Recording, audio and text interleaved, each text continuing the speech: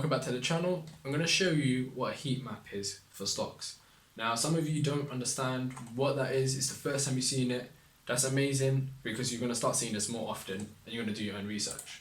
So a heat map is basically color coordinated from green to red, green being good, red being bad, and we got a little bar here. So the brightest shade of red, 3% negative, 2% for like a burgundy, a different shade of burgundy, -1%.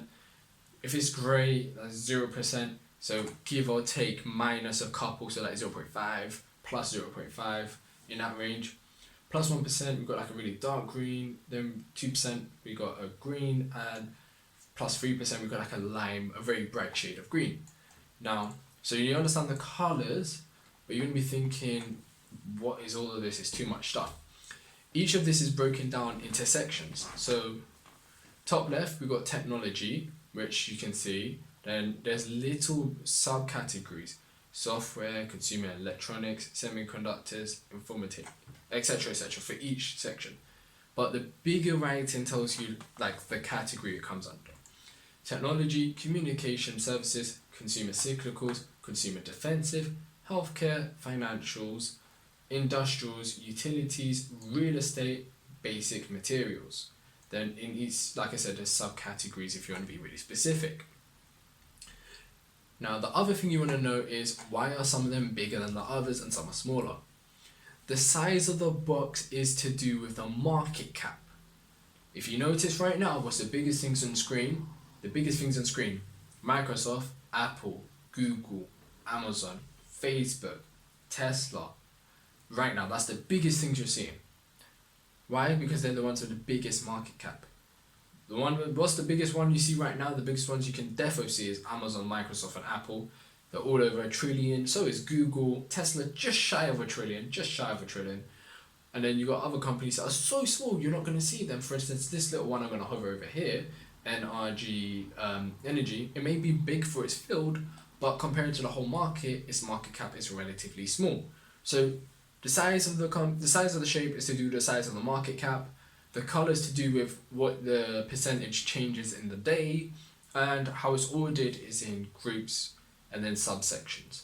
Now, if you hovered your mouse over a category, let's go to the top left. Technology, software. It gives you a list of all the companies that come in there. Some of them you can see, and some of them are too small. If you hover your mouse and move it over, you'll see it will change the ticker name, the company, the graph. Now you've got a graph which shows you what's happening so far. You got the price of the stock at the moment, of course in USD dollars, because we're looking at the S&P 500, and then the price of the overall change on the day.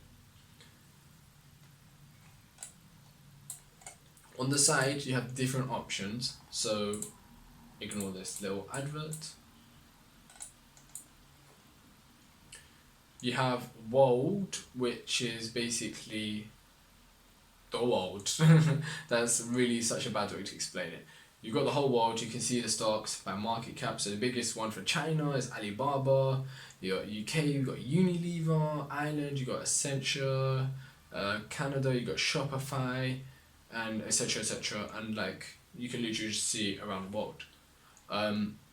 You got a full. I believe this is actually the Russell 2000, or maybe it's like every company in America. Like all stocks listed on the US stock exchanges categorized by sectors and industries. Size represents the market cap. So yes, I think this is literally every stock. I don't know if it's including pink slips like penny stocks and stuff like that. Maybe it is, maybe it isn't.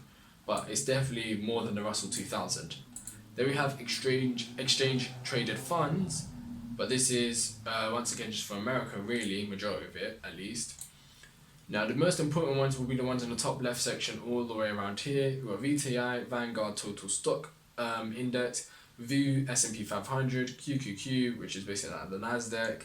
We got another S&P 500 ETF. We got the Dow Jones. We got the SPY. We got the another ETF, Schwab's US Broad Market. So these ones would be the most important ones, and then you do have the inverse of majority of these ETFs here. These are all categorized once again: US large caps, small caps, mid caps, sectors. So If you want to invest in a specific sector, let's say technology, you want the energy ETF, an industrial ETF, maybe you could just pick the ones with the biggest market caps, invest in all of them, boom. You've kind of made your like own S&P 500 in a way from different ETFs. Because if you invest in an ETF, like the S&P 500, it's very broad, but maybe you want a dollar cost average in a specific industry, but you can't really do that with the S&P 500 because you're dollar cost averaging in the whole ETF. Like let's say a specific sector was down, let's say energy was down in healthcare, maybe you just want to invest into them too, and then you know that the rest of the other holdings you don't have to invest into it. Whereas if you had like, let's say the S&P 500, you're investing in the other areas that's already gone up instead of just the areas that's gone down. So just a little suggestion, people, just a little suggestion. I'm going to show you one other thing, guys. So let's say you clicked on a stock, we want to click on Microsoft for the time being, when it would like to open. Cool. So it's going to open your chart and it's already pre-drawn, which is absolutely amazing, guys, absolutely amazing. Blue line, we have support. Purple line, we've got resistance.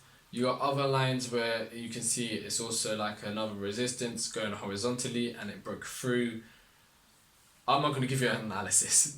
You've got like SMA 50, SMA 20, SMA 200. You got the, I think this is to do with like volume, I believe, on the side. I may be incorrect, apologies about that. I'm not entirely sure, don't quote me on that.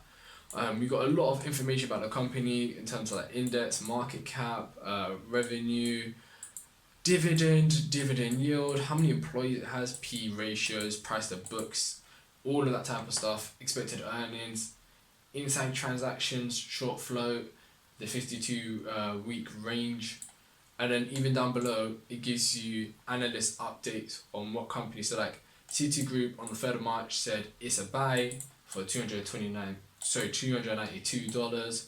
And then loads of articles down below listing any sort of update linked to that. And even if it's not directly linked to it, it might be linked because of the sector. So for instance, you've seen something about Google. Google will have an impact on Microsoft. It will.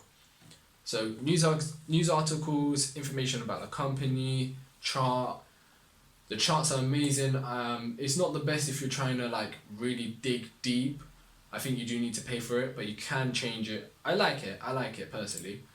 Weekly chart, monthly chart, intraday, I believe you have to pay. You can change it to like line graphs, but no one looks at a line graph, let's be honest. And you've got options to make it more advanced. Interactive, I believe you do need to pay as well. But this is Finwiz, amazing site. The last thing I forgot to say is if you want to search for a ticker, you can just type it instead of wasting your time. So let's say you're looking for J&J, Johnson & Johnson, bit obvious, you can see on screen, but you just type in J&J and it will open you the chart. So Finwiz, amazing site, definitely use it.